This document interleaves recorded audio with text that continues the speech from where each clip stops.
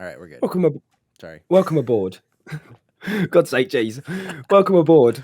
On this week's episode, we have Pokemon, Stardew, and we're a man down. This is Triple XP.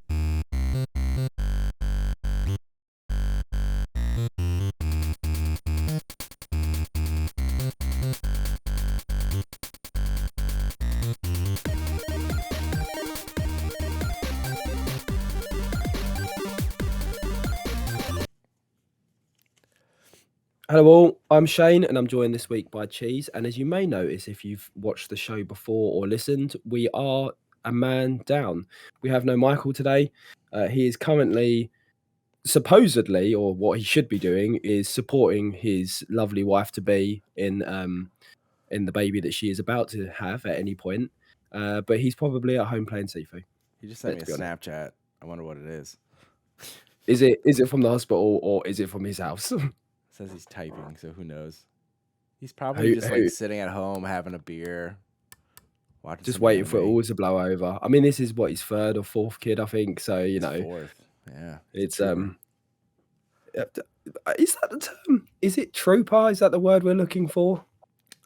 I mean, there's other words that we probably shouldn't say, but I mean that's true. So correct me if I'm wrong. You don't have any kids. correct. I have zero, but I have lots of nieces and nephews. I know you have at least one nephew. We talked about him in the Christmas episode, I think. But yeah, I have several nieces and nephews. I'm the only one of my siblings that doesn't have children. Same, but there's only two of us, so I have a bit easier. I have 3 siblings. Okay, yeah. So I've got 2 nephews now. The other one's so little that I haven't spoken about him much because he just, nice. he's just a bag of potatoes of shit. So, that's what they are at that age, isn't it? That's true. Do you and lovely Mrs. Cheese plan on having children? We'll see. She would love to have one eventually. My twin brother has one and is expecting, and my older brother has one and just had one recently, and my sister's got a couple. So we've got plenty of nieces and nephews to spoil, and being an aunt and uncle right now is good enough for us. So we're taking our time, but I bet eventually we'll have a kid, but we'll see how that goes. We're in no rush. We're in exactly the same position as you guys in that we're quite content being aunts and uncles. Yeah. Maybe one day, but we're not gonna fly through that and rush and try and make it happen right now. I mean, when it's right, isn't it? Like, yeah, and realistically, my nieces and nephews, if we don't have kids, will inherit quite the Lego collection, quite the action figure collection, old video games. I mean, we could be the best aunt and uncle and spoil the crap out of them, and it would be a lot of fun, especially because one of them, who's 10, that's the oldest one, her and my wife are really close and have the same interests, and she's already into Harry Potter and that kind of stuff, and so it's really fun to kind of pass those interests of your own onto those kids and then see how excited they get talking about Harry Potter and all that stuff. So it's a lot of fun. It's a difficult one because I don't think I've ever admitted this on the pod, but I've said it to some of my friends before. I'm a little bit selfish in that I'm like, it'll be really great to have a child and kind of pass on all of those like loves that I've got, anime and games and things like that. But also, I want to spend my money on those things that I love. I am exactly in the same spot. Yeah. It's not even necessarily that, but kids can be very incredibly expensive, and we have 2 cats, and cats don't need braces or go to college. But at the same time, it's like time consuming as well. They're not just it's not just money, it's time as well, isn't it? I just don't think I'm mature enough at this point in my life. I turned 30 in a week, and I'm just like, we have time. I mean, we really do. There's no point to rush into it. Let's like make sure we're accomplished in our careers and we can save some money. We can go on some nice trips. We can do that kind of stuff. And then when we're ready to settle down, we settle down and we have a child, if that's what we decide to do. But if not, like you said, I don't need to buy kids' toys when I buy myself kids' toys. So why exactly not? That. Why not just do that? And Becca's the same way. Becca collects like not necessarily like action figures, but she's into different doll lines, like collector dolls. And so her office looks similar to this, not as nice, but it's just so much fun, and I'm having fun doing it for myself right now. So that's what we're gonna Yeah, keep no, doing. I feel that completely. And anyone listening to the show who has listened before might be going, "Why does Shane sound horrendous?" I I sound bad. have, I sound bad too. yeah, we've both suffered from not from COVID. We can confirm that, I've already but we had both COVID. we both have had. We are recovering from colds and have had. So we've got slightly dry throats and slightly sound Got a bit off, but cough drop now. yeah, but we're here. We're still here to talk about everything: video games, anime, all sorts of lovely bits and pieces. So there's two bits of news really that we want to kind of very quickly touch on, but I don't think we're going into massive detail on these because we've covered a lot of it before. Um, And at this so point, obviously most on people know. I mean, news is out. exactly, it's not new news. Yeah. But on the last episode, we spoke about Microsoft buying Activision, quite a big purchase, big acquisition, lots of questions being asked about that. And then since we've had that episode, Sony, people are saying it's a response, but I don't think it's a response. Sony have purchased Bungie for a substantially less amount of money, Yeah. but they've purchased Bungie, obviously a little bit smaller than Activision in the fact that Activision also used to own Bungie. Right. Um, yeah, so it's a bit of a smaller acquisition, and I don't think this is some people, as I say, people are saying, "Oh, this is a response to my." It's not a response. This has probably been on the cards for a while. It's something they've obviously discussed and talked about. I can't imagine they literally saw the Activision announcement come out, just rang them up and They're go, just like, "Right, we're buying bye. you." I'm pretty sure that's not how business works. Yeah. Um, but I was reading, and the thing I did want to touch on with this is that potentially this isn't about buying Destiny. So, because there are a lot of people saying, "Oh, well, Bungie only make Destiny, so all they're doing is Destiny." I don't know if do you play much Destiny, Cheese? Have you dabbled in Destiny The before? literally the only midnight release I've ever gone to in my entire life is to get Destiny, the original Destiny. And Mm, so we play the crap out of that. I don't think I ever even got Destiny 2. I maybe downloaded it once when it went free. Uh, yep, but I don't know if I ever really played it. I did love Destiny when it first came out because everybody kept saying this is Halo for the PlayStation, and that was yep, super exciting. It was a pretty early in on the PS4 life cycle too, so it was a big game that was coming out that wasn't Call of Duty, and it was exciting, and it was a good time for a while. I don't know why we stopped playing it. I think maybe it just got a little stagnant, kind of the same thing over and over, but uh, the fact that Sony bought that is well, and here's the thing, like, the so not I say recently, but within the last 6 to 8 months, the Bungie team, so I on off play lots of Destiny, but I do yep, follow kind of the stuff that comes out of Destiny and what Bungie are saying. And one of the things that they recently raised was that they wanted to expand the Destiny universe, but they were very careful with their wording and they weren't talking about necessarily expanding it within games. yep, So there's a lot of questions around this. Is have Sony purchased Bungie to jump in on the other sides of this? Are we looking at more digital entertainment? Are we looking at movies? Are we looking at TV shows? Are we looking at something else that's going to help expand that Destiny universe yep. into a bigger platform? I thought that was And that's confirmed. I thought Sony had literally said that they purchased Bungie with the hopes of making like movies and stuff, like bringing Destiny to multimedia instead of just games, which doesn't surprise me now that they're doing more stuff like the Uncharted movies and stuff. Like Sony's putting all of their eggs in the movie basket, and Microsoft is just kind of doubling down on that Game Pass idea. So I'm not super surprised by that because if no, you think about it, one movie, whether it's Uncharted or like Fast and Furious is a good example. Like if that goes to a global box office, you're talking hundreds of millions of dollars. yep, That's a yeah, oh yeah, pretty hundred that's a percent. pretty good source of income if you ask me. Oh, definitely. And you tend to see if you've got they benefit each other, don't they? Yeah. If you've got a game that sells well, it's likely people go and see the film. And if you've got films that sell well, it's likely people will want to play the games. Yep. Yeah, you end up just profiting off each one individually. Um, and one of the things that so I actually I'm in the Discord for one of our friend podcast shows, Team Chat Mhm. Podcast. I don't know if you're in that Discord as I well. am not, but Um, I should join. if they And let me. yeah, I'm sure they would. Yeah, I'm sure they I would. think it's But public. I was having a chat with someone in there, and they posted a TikTok of somebody who was talking about the Bungie acquisition and the Activision acquisition specifically, and it really made me chuckle. And I was talking to this person, and the person in the video said, Microsoft has got all this massive, like they own like every computer system. All Sony sell are games and headphones.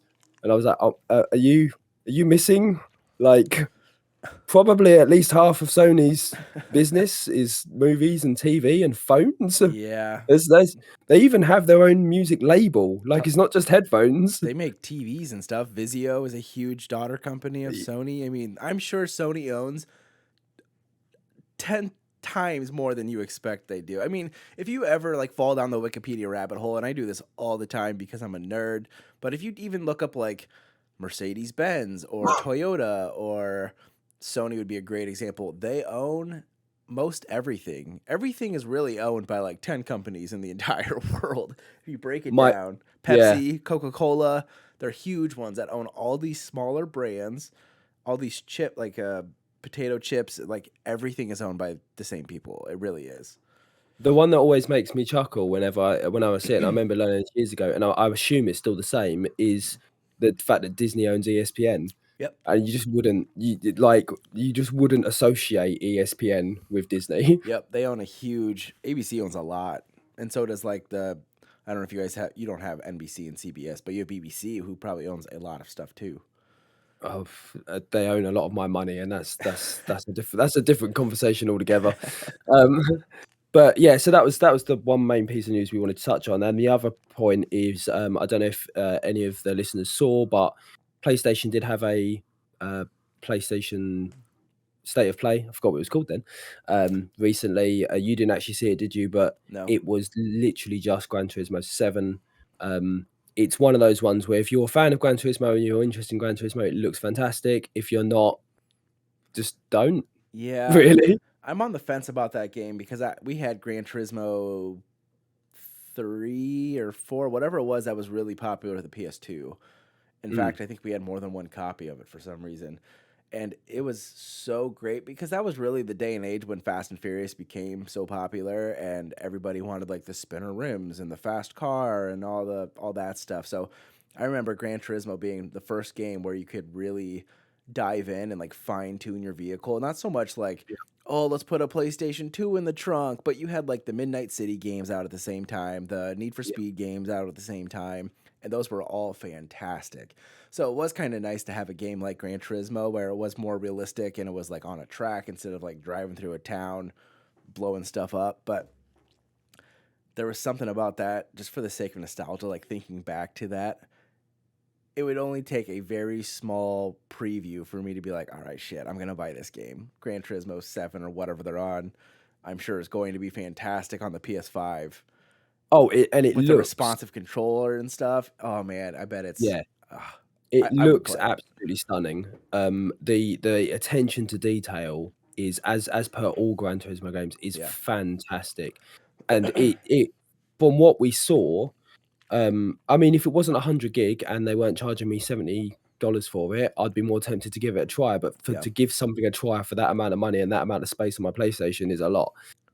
But it very much seems like a love letter to car fans, Yeah. like racing fans and car fans. And if you are a fan of anything within cars, this is a love letter to you because it is so detailed and so precise in everything it does. It just looks stunning. Not my cup of tea though. Yeah. Something I've been thinking about since we did talk about the huge merger with the Xbox and Mm, whoever they acquired this time.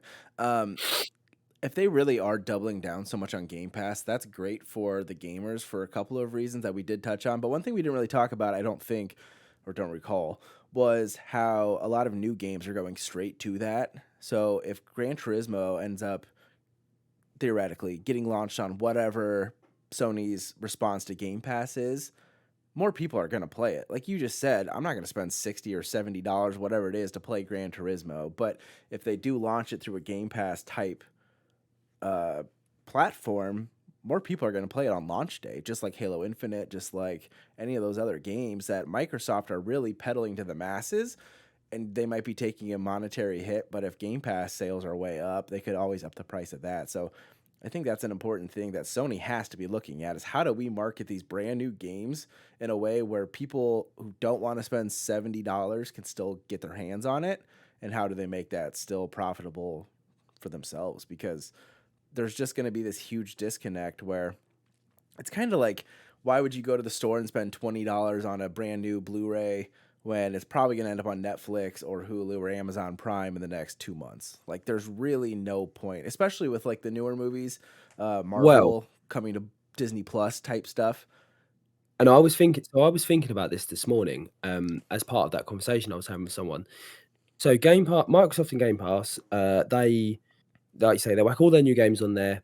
Now, yes, there is going to be some games on there where they are likely to take a small loss on, but the Yes, overall uptake of Game Pass, they are likely making a large profit yes, because not every single month has a AAA amazing title on it. Like you can go 3 or 4 months actually where it's pretty dry. absolutely. Um, so yes, they might make a small loss in 1 month. They're going to make that back easily over the course of a year, um, which is very much like Netflix. Yeah.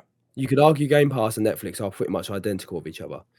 So then that got me thinking, what if Sony, because Sony has is very precise in the type of games it wants and it makes very high quality games. What if Sony went down a more of a Disney Plus route in that they have a much smaller streaming service, but it is much more succinct to what they want to provide. And then instead of having day one games on there, they have it day one with a small charge, exactly what Disney does with its Yep. movies, and says, you know what, if you want this now, you pay us a tenner, or you can wait 2 months and then you get it for free. I wonder if they'll go down a similar route to that. That makes a lot of And if sense. people would adopt it. Well, and when you just said how like they're mostly there for a couple of like the new releases, there's people like Mike, no offense, Mike, who would pay for Game Pass just because Skyrim's on there. So they're literally making a bunch of money off old games now because they're great titles that have kind of stood up to the test of time over the last 10 or 15 years, at least 10 years. But it will be interesting, especially with like Funimation and Crunchyroll merger. I assume they're waiting to do anything with that until this Game Pass thing comes out because if I'm paying, I don't know what I pay, $10 a month maybe for Funimation right now. If they can somehow merge PlayStation Plus, some sort of like the PlayStation Plus collection that they already have, like the greatest hits or whatever, and Yep. then an add-on for Funimation for like an extra couple bucks a month. Honestly, that's a pretty solid library. Like you Yep. said with Netflix and Disney Plus and stuff, there is so much shit on there that nobody cares. Half the time, you're really only just playing off of whatever shows up on your homepage. You're just scrolling through those couple of sliders, but there are thousands of shows that you never know of unless you search for them directly. There So, are. But Disney Plus, I think part of the reason Disney Plus does so well is because they're that Disney quality of show, the yeah, Marvel shows, yeah, the Disney films, they're that Disney quality. You know you're paying for quality, and that's what makes me think, well, maybe that's where Sony's going to go with this because you know what you're getting with Sony quality of games, the God of Wars, the Last of Us, the um, Horizon. You know the quality you're going to get. Um, so yeah, it's an interesting one and if we do go down that route, great. yeah. Like more, it gives more power to us, more games, Sony has no and shortage of movies either. They own a bunch of different studios, exactly. and I mean, outside of superhero, video game, anything, they have a ton of movies. There's a lot of options that they've got, and like you say, I mean, you said no offense, Mike, but all the offense to Mike. Um, Play a new game. he not just that though, but I know for a fact that the only reason he's paying for Game Pass for a lot of the months is because he can't be bothered to cancel it. Yeah, The effort of canceling it is too much for him. He would rather just take the £10 hit than cancel it. I have canceled it a couple of times, and then I just started up again because I mean, like Stardew Valley is on there, but I could also just buy that for like $10 or $15 and be done with Game Pass until the next game comes out. I'm like, oh yeah, I should play Halo Infinite again, but I don't think I've played anything on Game Pass for at least a couple of weeks. So I could probably cancel it, but I mean, I get Why it. why bother? Why Yeah, bother at this point? it's not like it's $20 yet. I mean, if it got to be expensive, you would cancel it. But I've played some indie titles here and there off that, just like off stream, casually sitting on my computer, like, oh, what's this game? Or like Tractor Simulator, Lawnmower Simulator, that's coming out Oh, or is out. I'm gonna that try was that that. was so good. Yeah, I played quite a bit of that. It gets boring quickly, but I enjoyed what I played. It is one of the slowest, most frustrating games I've ever played. It'd be nice if you could like smell the fresh cut grass as you played. Like if they had like smell-o-vision with it through I PC Game mean, Pass. they would be pushing the boundaries of video games if Lawnmower Simulator created smell-o-vision. I'll just sit here with my Although, hat on, my t-shirt, my shorts, and my outside lawn shoes, and smell grass.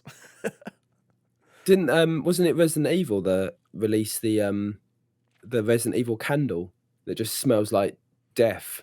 Do you Sounds not like remember this? When no I'm sure it was Resident Evil, which not Village, the one before that, the one that was in the biohazard. house. Yeah, when that came out, they released a candle for you to burn while you play the game, so that because it was in VR as well, That's so that it would awesome. smell. It basically smelt like old wood and mold Hmm. because that's what you want your house to smell like, I old I wood and would love for mold. my house to smell like mold. That sounds like something my wife would have bought. I'm glad she didn't know that existed because we'd have a bunch of Resident Evil death candles hanging out on my back shelf for no reason, and they're probably like $30 a piece. Oh yeah, I don't think they were massively cheap, but yeah. But anyway, moving on then onto the games. So I know you said you've been playing more Stardew, as you just hinted at. I literally played up until 5 minutes before this recording. That Are game, you the more I play it, the more I love it, even though there are parts that get tedious. But truthfully, I was watching somebody stream it the other day. They were on year 30 of their farm and they still have stuff to do.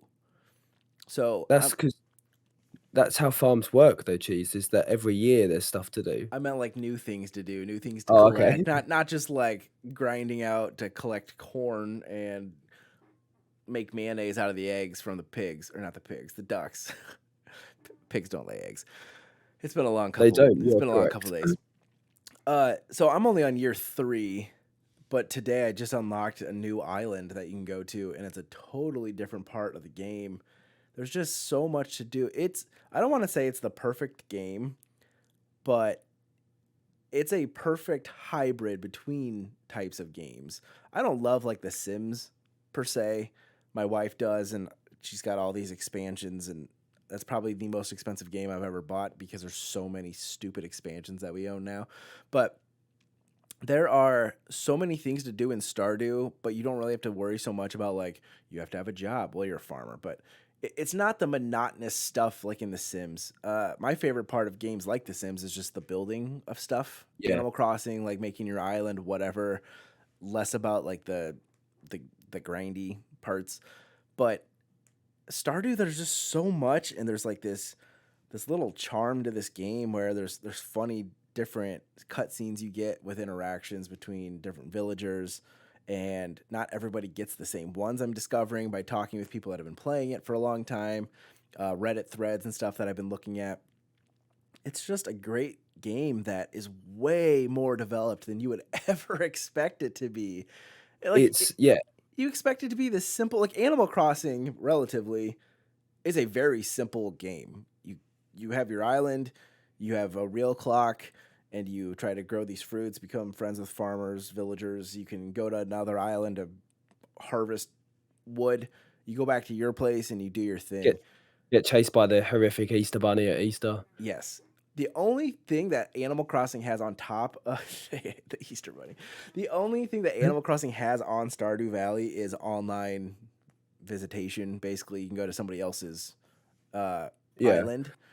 But Stardew has the charm that Animal Crossing could never have. And maybe it's part of the art style and the fact that this one guy developed like all of it by himself in a basement. Well, this is what I was about to say. For when it comes to like indie titles that are developed by, in this case, one guy, Yeah. or very, very small teams, it really blows you out the water just how like the passion that he's put into building Yeah.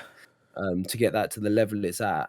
And that's like you say, for playability and the amount that people have played it, that's like it's rivaling some of the play times of some of the AAA games that are Yeah. out there, and it's made by one guy with a budget that he's put together himself Yep. over many years, and he's got his second game coming out The Haunted soon. Chocolatier, I think it's called. We don't know if it's Yeah. coming out soon. It's been announced, and they've given us a couple of bites of music that are going to be in the game and a couple of video Okay. clips, but there's been no announcement to my knowledge as On of like a week and a half ago when I did some research into it. Right. Uh, Okay. but basically, you get to create and run your own chocolate shop, I think is the extent of it ultimately. Interesting. So I'm wondering how much it's going to be super interesting to see how much feedback he took from Stardew and implemented new stuff. Like, is there going to be any aspect of online? I think it'd be hard to do something like that with a game like this. It would kind of take away from the charm.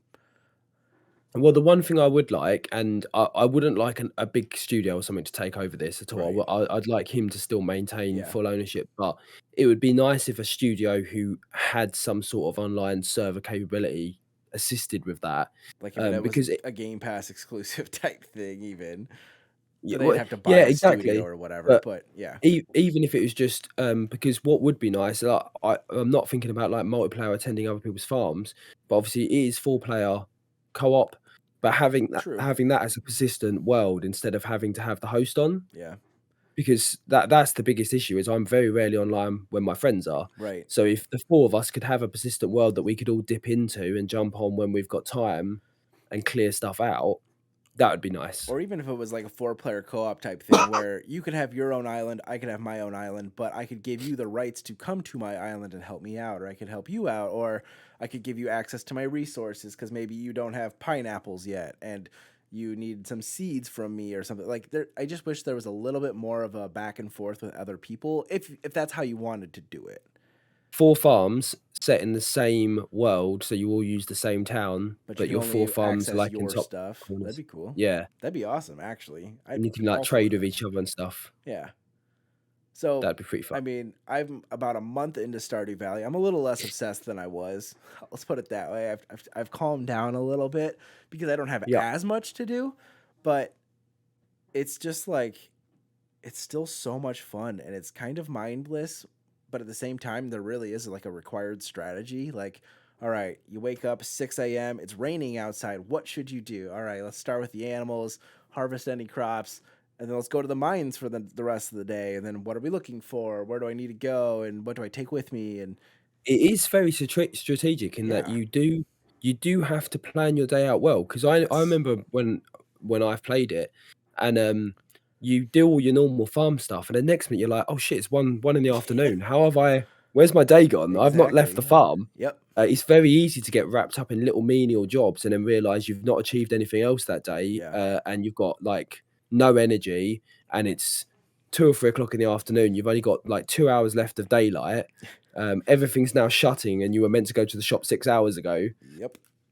I would say Yeah, it can if be anybody's challenging. listening to this and has never played Stardew, I 100% recommend it. You can get it on your phone or your iPad, which I don't recommend because it's you got to tap to move, and it's like if you're obsessed like I was, and you were like going on a trip or something, it'd probably be a lot of fun. It'd be a great game to have on like an iPad. On the Switch and the PlayStation, it's like $10 or $15 is all, and it's included with Game Pass. Watch YouTube videos before you start just to see like tips and tricks from the get go, things you wish you knew, any of those types of YouTube videos. Join a Discord, talk to people you know that have played it.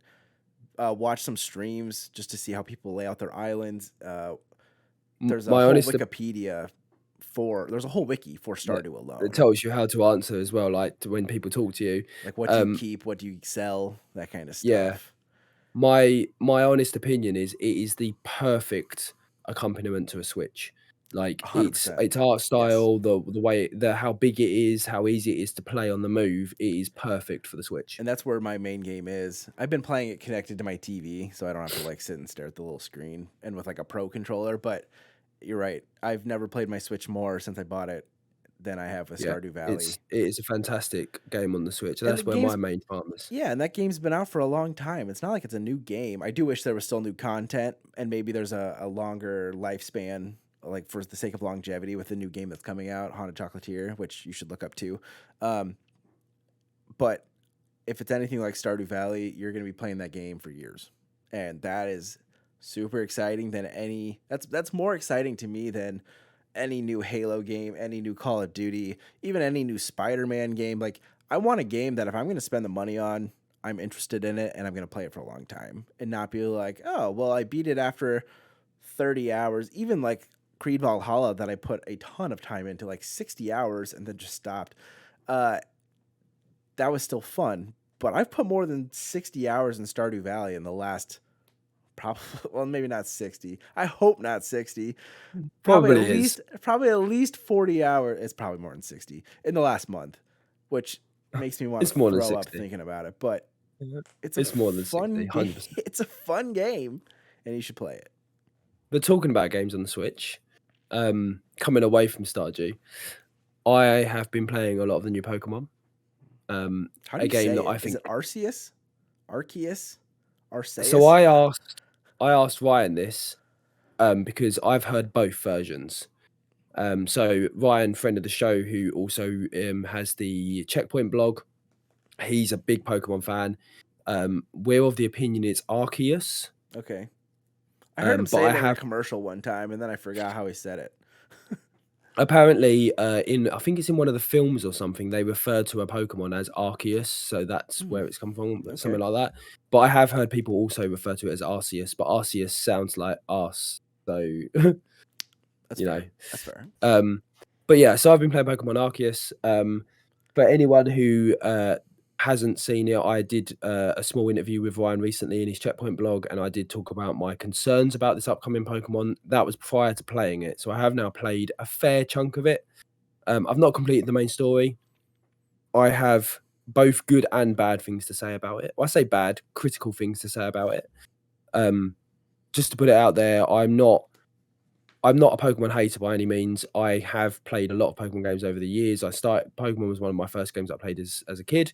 But I have grown very tired of the Pokemon formula over the last few years. I have Pokemon Blue Um, in this Game Boy right here. Right now I it's can it's see it's it's see in the it. Game Boy sitting there. Yeah, Pokemon Blue. Um, so firstly, what does Pokemon Arceus get right? Mechanics are the main thing. And I give it its due. I was expecting it to not be as fun as it is. It is a lot of fun. It's a lot of fun to play. Mechanically, it is so much smoother than any other Pokemon before it. Really? So you run around in the third person view. All Pokemon are on the open world, so they're all over. There's no like random battles, and you literally press L2 to aim and then the R2 to throw a Pokeball. Hmm. If you want to throw a Pokemon, you just press X and then it's the exact same buttons, but to throw a Pokemon. It is so quick and easy to flick between Pokeballs and Pokemon. Um, the battle system now, you can move around as a person. The battle's happening and you can still move your character around that battle. You're not stuck static and Nice. it's not turn-based anymore. So the battles are happening in quick time. So you've got to make your decisions quicker because the other Pokemon will just start attacking you while you make your decisions on what moves you want to use. Um, so there are some really good elements with it, and as I say, I will say it's a lot of fun. It's the biggest Pokemon to date by far. Hmm. I am on my third area. I think there's 5 or 6 areas in total, and each area is a slightly different biome. They're not hugely different biomes, to be Nice. honest, but they've got a different selection of Pokemon in. Are they new And Pokemon? Or are they uh, I don't, f- I and somebody said that they were, and I didn't think that was true, but I also some don't know yeah. or care that much. No, I'm sure Ryan will correct me on this. I don't know. I think there isn't any brand new Pokemon, but there Okay. are some new styles of Pokemon, like as in the Oh, old Pokemon, but gotcha. some of them have got like new looks. Gotcha. I don't think there's any brand new Pokemon in it, because especially as it's set in the past, so Oh it yeah. wouldn't make much sense to add new Pokemon to one that's in the past. True. Um, and excuse me. Yeah. So on a mechanic and gameplay play front, it's a lot of fun. On the other side, though, it does have its issues. I know this one's come up a lot. Graphically, I it's honestly not think it great. looks like shit. It does look like shit. It looks like It's a Nintendo 64 version of Pokemon. it's I wouldn't say it's that bad, but it's like PS2 level, Yeah. early PS3 Yeah. at Yeah. best.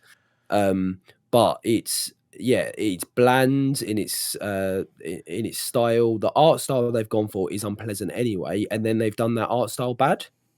And my Yeah. point with this is like, because Stardew is a prime example. I'm not bothered about it being super fantastic graphics, but whatever art style you choose, just do it well.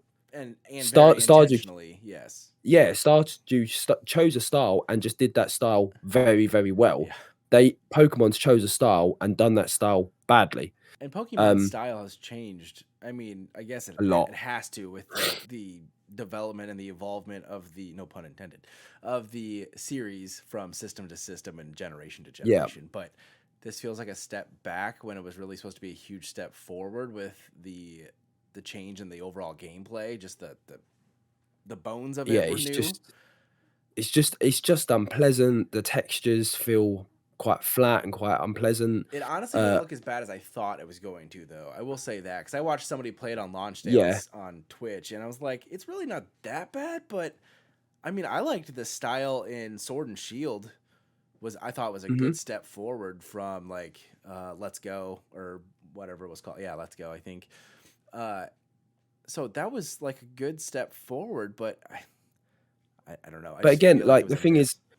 I know that they want to go for quite like a child friendly style, and I get that, Yeah, but you can do that well. We've seen loads of games do it well. Just do it well. yeah, Um, the environments feel that they feel a little bit flat. The colors feel a bit flat at times, and the the designs for people are horrible, yeah. particularly the professor.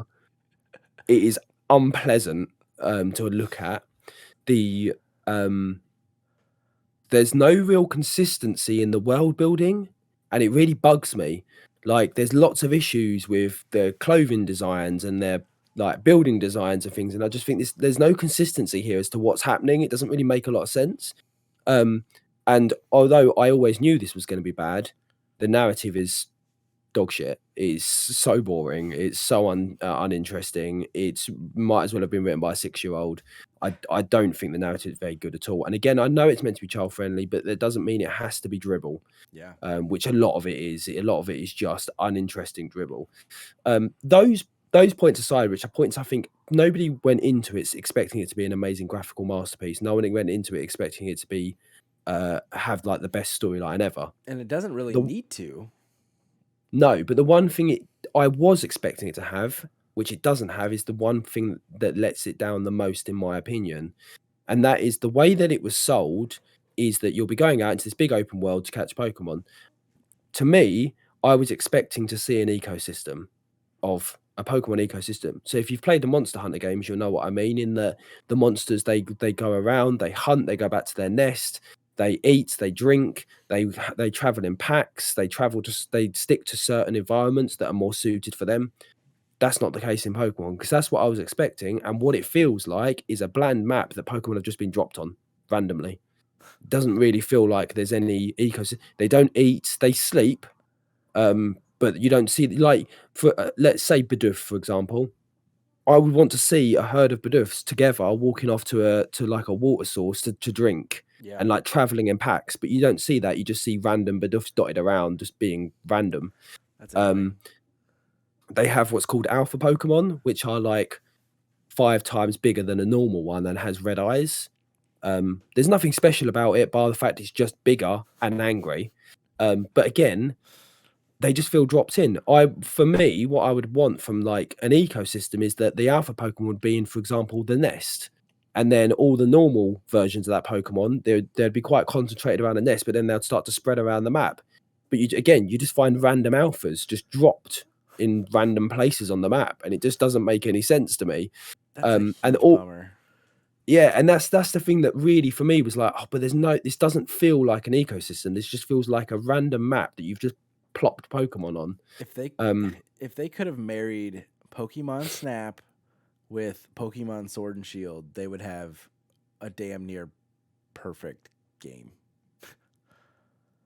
uh, Potentially, Potentially. I mean, I didn't play Snap because I didn't like the look of it anyway. I But from well, what but I've heard, yeah, but that takes the kind of like ecosystem felt more like an yes, ecosystem. yeah, exactly. I hated that game, and I should probably go back and play it because I spent money on it, but I can't make myself do it. But at least it was what you're talking about. You're going past like a lake, and there's a bunch of one Pokemon sitting there. One's drinking, one's swimming, one's playing. Like that would be awesome to have in a game. And then like you roll up on them, and one stays, and the rest scatter away in fear. Like why can't they just? Why can't they figure it out? Or why don't they care? Maybe is the Yeah. the right And question. it doesn't even feel like, with the exception of some Pokemon, it doesn't even feel like some of them are even tied to specific like land types. I feel like Zubats are fucking everywhere in the game. No matter what type of land you're in, there's a Zubat. No matter Bidoofs appear to appear everywhere. You could be on a beach. You could be on snow. That's pretty cool. You could be in like a volcano, and there'll be a bloody Bidoof. Like they're everywhere. Little things like that, I've found really kind of have let it down. And ultimately, what I'd say is it's a huge step in the right direction for Game Freak. I've got my issues with Game Freak, but it's a huge step in the right direction for what Pokemon is and could be. Is it where it should be for a 20, whatever it is, 24, 25-year franchise that have been run by Game Freak with huge amounts of profits? Nowhere near. Is it where it should be when you look at some of the competition that have been around for the last 5 or 10 years? Nowhere near. But is it making the right steps? Yes, it is making the right steps in the right direction, and it is a lot of fun to play. I don't know how long it will hold my attention though. Do you think it's worth paying full price for it, or would you rather just No, have Diamond or Pearl, the last ones that came out? I've rented um Arceus, and I think I'd be unhappy if I'd spent £50 on it, or $60 or whatever it would be in America. Um 60, yeah. £40 would have been a push, 35 would have felt more reasonable. Um, it's just the other thing is, and we've spoken about this a lot, is the whole difficulty setting. They've clearly tried to make this one a little bit more difficult, but then they also haven't, in that this is the easiest one to level up ever. Because now you don't even have to fight Pokemon. You can, if you just throw a Pokeball and capture them, all of your Pokemon in your party gain experience immediately from just capturing a Pokemon. I mean, that's good for So people like me who aren't great at the game, so we just like power level one starter Pokemon and then one shot everybody. yeah, you just don't have to fight anything, and there is one weird mechanic in it which I find very strange choice wise, and that's so there's these bosses in it. Without going into too much spoiler territory, there are certain bosses which are certain overpowered Pokemon that are like boss Pokemon, and they're part of the story. And to fight them, So are there not gyms? no, there's no gyms in Hmm, this one at all. It's there's only one town, and that's the town you operate out of. Everything else is like little camps. interesting. Um, Yeah, that's one of the other things I'm not a big fan of. But yeah, there's no gyms. There's these boss Pokemon, and to defeat these boss Pokemon, you have to throw this special type of item at them in your human form, and then at each What do you mean point, in your there's three. human form? You have more As room in, to like, throw? no, as in you don't throw out your without having a Pokemon out. So just Okay. in just as a person. I was like, my Um, God, you can shapeshift? no. Um, So, and then as this like bar comes down, if 2 or 3 different points, you can throw Pokemon out to stun it, and then you have to throw more of this item at it. But the way the mechanic's built is you don't ever have to throw your Pokemon out. You can just keep spamming this item, and you win the boss battle. Hmm, Like you don't have to use your Pokemon at all that's for dumb. the boss Pokemon battles, which seems like a misstep What's there the because point? if Yeah. yeah, especially as these are overpowered boss Pokemon in that they can kill your Pokemon that are quite powerful, like even your overleveled ones. So why bother putting your Pokemon at the risk of not getting XP as it gets knocked out when you can just keep spamming items Yeah. and just till it's done? And the items are free and unlimited. So you don't even have to make these items. It's not like you have a certain amount of them. They're an unlimited item that are part of the story. Why even fight it? I was just It's thinking little things like that. there's a one of our stores. I know you guys don't have Target stores there, but it's kind of like a rival to Walmart. You probably know what Target is. Do you know what Target is? Yeah. Okay. Yes. Target has a sale right now where it's buy two get one free for like video games, books, movies, whatever, and Arceus is part of it. So I could get that, and Diamond or Pearl and another game for free, but it's like I honestly I have more interest in Diamond or Pearl because I never got to play those games Mm. initially. So those are more interesting to me now than this one, which my friends were telling me about, and just doesn't sound like it's anything I would enjoy compared to the traditional Pokemon game. Which, if Mike was here, he'd be like, "Oh yeah, it's a great step in the right direction because And it Pokemon is got to be monotonous or fair. whatever." But there's something about that familiarity with Pokemon where, yeah, it's different gyms and it's different Pokemon, but I'm okay with the same thing over and over sometimes if it's done well, especially if it's supposed to be like a remaster type situation. Then it's not so bad. But I know what you're saying, and I do agree this is a step in the right direction. And if they can take these mechanics, improve on the graphics, and take this into the next generation, so whatever generation 9, I think Ryan told me it was, jeez, um, and have that like in a modern day setting, a big open map, and you're going to have gyms and everything with this mechanics. Fantastic. yeah. I just don't know if Game Freak are going to do that though, because they are really good at putting new style of like new mechanics in and then immediately never using them again for the next game because they've done that like 4 times in the last 4 years. Um, well, I mean, it got a lot of really good reviews. I think like some of the review companies were giving it like 9s out of 10s, 8 out of 10s. I'd say Okay. it's 6 or 7 tops. If you're a big Pokemon fan, you'll love it and you'll have a great time with it. If you're like us and you've loved Pokemon but you're a bit on the fence, you're probably going to enjoy it for a bit, but it could become quite monotonous after a while. But I will say it is more fun than I previously expected. So I should probably just wait. Yeah, I would wait if I was you. Do you see it getting many updates to make it better, or do you think it's just gonna be what it is, and then the next whatever the next generation is, they'll improve upon it? Don't know. Because they wasn't it Sword and Shield was the first one to ever receive proper DLC, wasn't it? I think so. Yeah, I'm sure it and I was. never even got those So DLCs because at that point I was like, I'm done with this game. exactly, and I don't know if they're going to raise DLC to this. Like I said, I don't even know if they're going to continue these mechanics in the next generation. They might just go back to the old school style. You would think that We they just don't would. know. You would think that they're like they spent the time and money to make it this way because that's how they're gonna do it going forward. But that'd be quite the But hit. And they they did that. Let's Go. They developed the thing where Pokemon could follow you and you could ride any Pokemon. They immediately took that out for future games. Um, there's I can't think of the top of my head, but I know there's been a few examples in the last few years where they've bought in something that was different, that all the fans were like, "Yeah, this is really good," and then they just took it out for the next game and haven't seen, and it's never shown its head again. yeah, So who knows? I wish I would have written down the statistic, but it said that they had reached like 12 million players in the first week or something of this new game, which is absolutely insane for a game like this on Switch.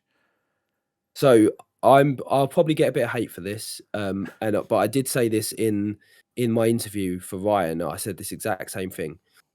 To me, Pokemon right now is your iPhones, it's your Nike, it's your Gucci handbag. Yeah. You're not paying for the best quality, you're not paying for the most fun, you're not paying for the best storyline, or you're not paying for something that is gonna give you the most comfort or enjoyment. You're paying for the name Pokemon.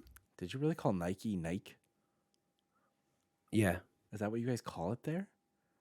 Well, Nike and Nike, they both come up. Oh, interesting. Okay. Okay. I mean, I don't own a single Nike or Nike piece of, Really? clothing, so I don't call it anything, so I I guess don't that have doesn't any. surprise me. I mean, it's a huge brand still, but it's not one that, like, I would go out and it's not one that's, like, in every shop I shop in. I mean, I guess I don't have a ton either, but like if it's a sporting team, then it's usually like a Nike brand Yeah, something. But yeah, I mean, I don't have a bunch. Like this hat's not Nike or anything. and all the sports I follow are American, and we don't you it's really hard to buy their stuff over here. That's fair. So what do you have? Like knockoff stuff? No, I mean, I've got quite a few ice hockey stuff, like, LA Kings jerseys, but I've always had to either get them shipped over, or there's, like, one online store that does, like, official merchandise from Reebok back when it was Reebok, Oh yeah. and, but it costs a lot. Huh. Interesting. All right. Well, Because obviously, like, we have a lot of football stuff, yeah. like, as in proper football, not American football, What but, brand is that? then? Like, what's your main brand there? I know we're off topic, but I'm curious. I think Nike does a lot of football Oh, stuff, but okay. I don't really like football, so Are you even um, British? apparently. I used to like football as a kid. I used to support Man United as a kid. My dad's a big Man United fan, but I find the sport very slow. Fair enough. That's fair. That's why I'm into ice hockey. It's much faster. That's why you're into Pokemon. It's not the case. But yeah, that's all I've got to say on Pokemon really. Unless if you've got any questions you want to throw in. I don't think so. I think you covered a lot of it, and I think you sold me on the fact that I should not buy it. So that's good enough for me. Maybe watch a few more streams and see what you think of some more mid game stuff I because know I I think watched. that's I know I watched the first hour of somebody play it, and the entire time I'm like, this is fucking slow and awful. Just give them the starter Pokemon and let them go do their thing. So that was oh pretty stupid. honestly. The intro has to be awful. So I play a lot of it with my other half. She absolutely hates doing any of the story stuff because she's like, it's boring. I don't care. I don't want to know. I don't want to have to sit through loads of boring tech. Why is a game in 2022 made made as a AAA Nintendo game not have voice acting? Yeah. Why does it not have voice acting? I don't understand. But anyway, she's like, I don't want to do any of that. I just want to catch Pokemon. So I do all the story stuff, and then she just goes out and catches Pokemon and just has fun with it. So I know full well how freaking slow the story is because there's so much waffle Yeah. in between doing stuff. It's just so much pointless waffle. It's frustrating. I think that answered all Yeah, my questions. wonderful. So then the last little bit of the show, just to touch on anime. We always You do because you've anime been as our watching. last segment. I like that. Yeah, it's It's a little our bit of last little end to structure. the show. Yeah. Who doesn't like a bit of well, Mike doesn't like a bit of structure. He'd like it to be a bit more He free likes flowing, but, you know, chaos, he's not here, man. so fuck him. Um, so you've said, you mentioned before, with the show started that you have actually started watching something that's not just My Hero Academia. I know. Well, I've been You are watching that too. watching again, Again. Yes. For like the but you're third time. watching, The Time I Got Reincarnated as a Slime? Yeah, and Mike talked about this one of the first episodes of season 2, I think. And I'm trying to remember what he said. I'm pretty sure he said what he always says, like it's really fun, like watching Saturday morning cartoons, Mm, blah blah blah. And if that's what he said, I agree with him completely. I wasn't sure how I was gonna feel about that show because it sounds weird. yep, and it does sound weird. and I'm still pretty new to anime. I've fallen kind of into this perfect little spot where I'm comfortable with My Hero Academia and Demon Slayer, which I still need to watch the new season of. All this stuff that I'm just kind of sticking to, and so I was like, all right, if anybody knows anime, it's people like you that I've talked to about it and given me my tattoo artist friend is huge into anime and has given me quite a few titles. So I'm like, all right, it's fine to just it's time to just dive in and start one. And they had recommended Black Clover, and I'm like, I would love to watch that show, but it's too many episodes right now. I would rather start I with something agree. smaller. Yep.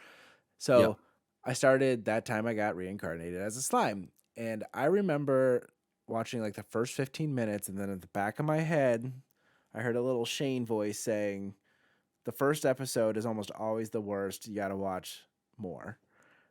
And so I watched more. I actually really Free liked the episode first grace. episode. What's that? Free episode grace is what I give most anime That's fair. because the first episode is usually a lot of setup. Yeah. Then you start to understand the characters a bit more in the second episode, and by the third episode, you get to see something cool. Like Goblin Slayer. I think you're the one that told me to watch that. The first episode was nothing like the rest of the season was. Yeah. And I'm glad I kept watching because it actually got pretty solid.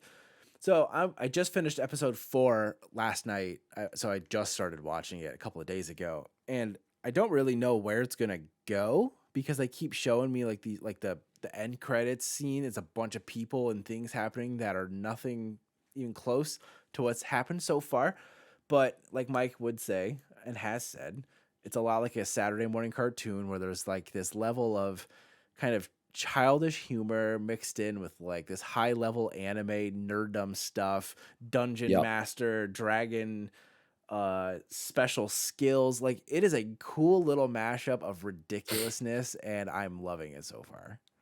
So for anybody who's listening who hasn't seen it, it takes the that that I that the isekai idea of like dying and being reborn in another world, but it takes a complete spin on it. Instead of like dying and being reborn as like some hero, the main character dies and is reborn exactly as it sounds, as a slime monster. Yeah. So it takes a real twist on the idea of that.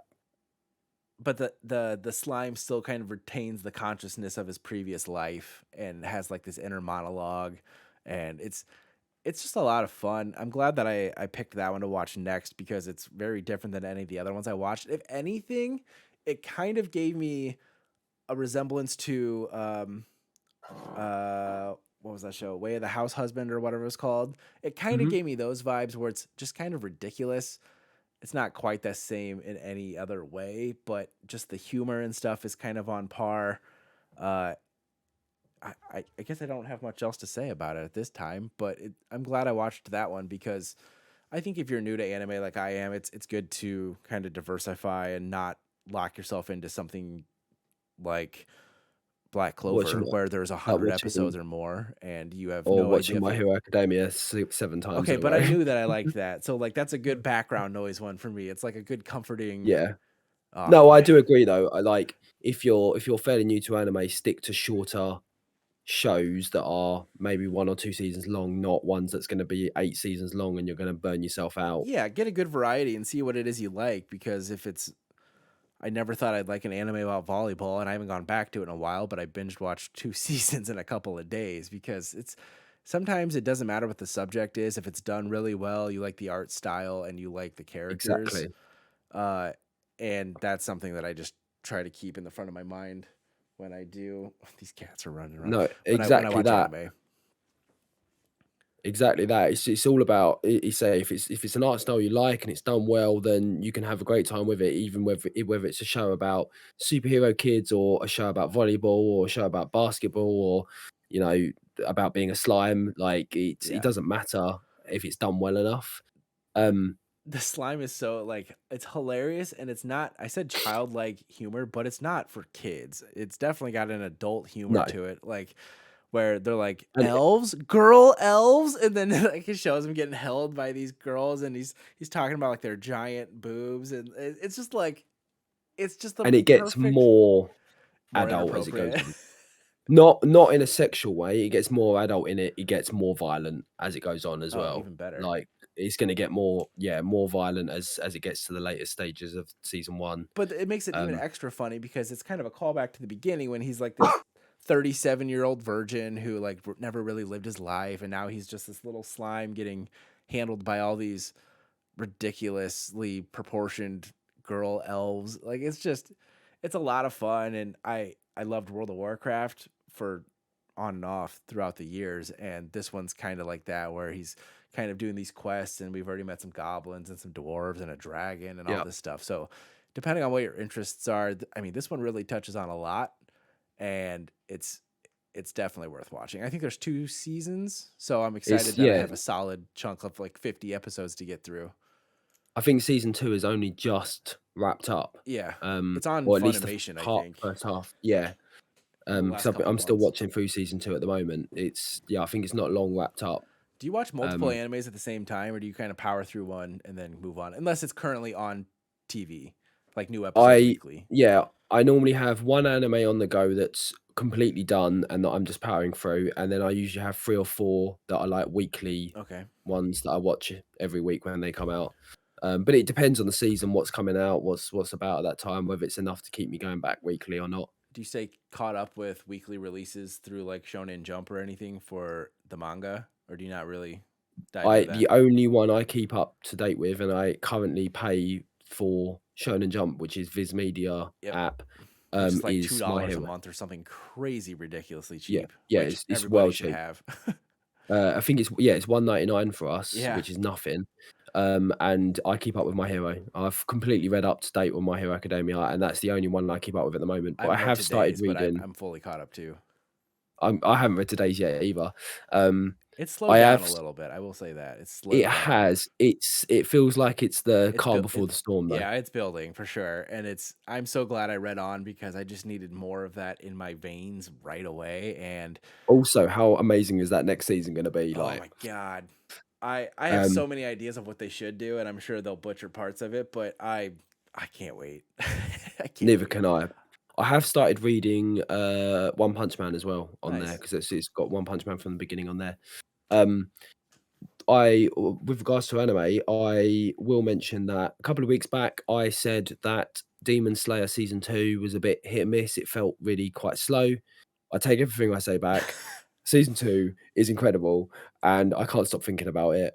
I should watch The that immediately. it, you really should. Episodes 1 to 3 are a little bit silly and a little bit slower.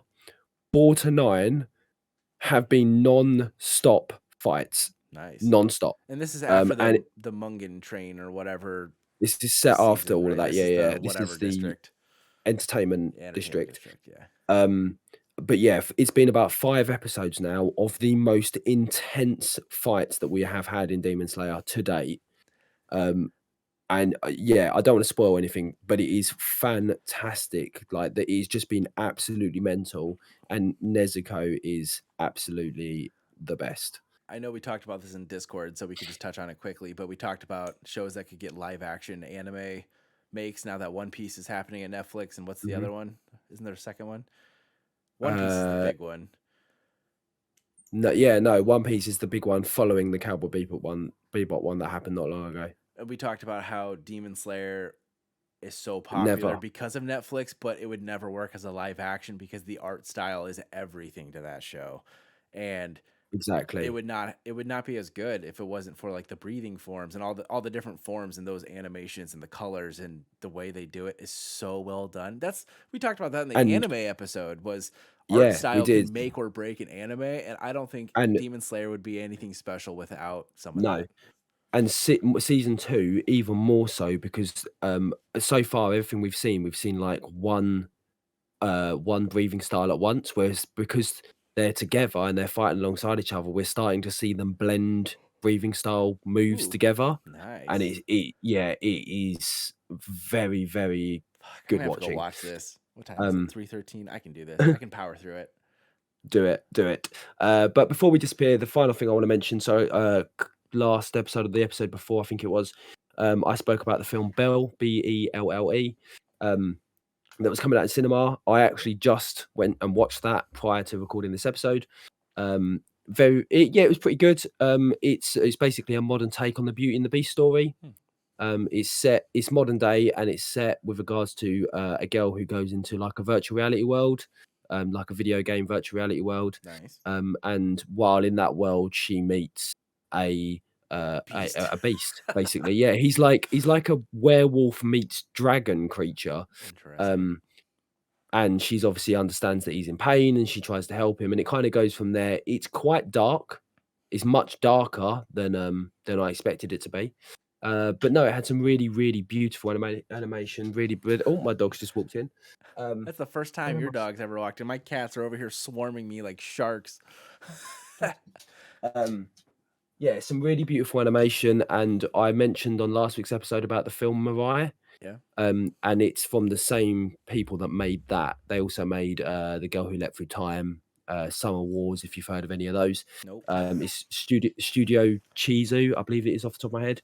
But yeah, really worth watching. So if it comes out in a cinema near you, or if it's showing in a cinema near you at any point, I would strongly advise trying to get some tickets and go and have a look, because it was definitely a feast for the eyes. Beautiful animation. The Nice. story was a little bit all over the place at times, but I can let that slide because it was so beautifully animated. I just finally found that list of anime films we talked about a couple episodes ago, and I was trying to Mm, think of what they were, and I couldn't find the note, but I just did. So now I'm gonna go see what I can find on Funimation. Maybe watch one today. do it. And that cheese. Do you wanna be Mike and wrap up the episode? I don't have a write up, but Oh, yeah, that's the the episode. panic in his face, the panic.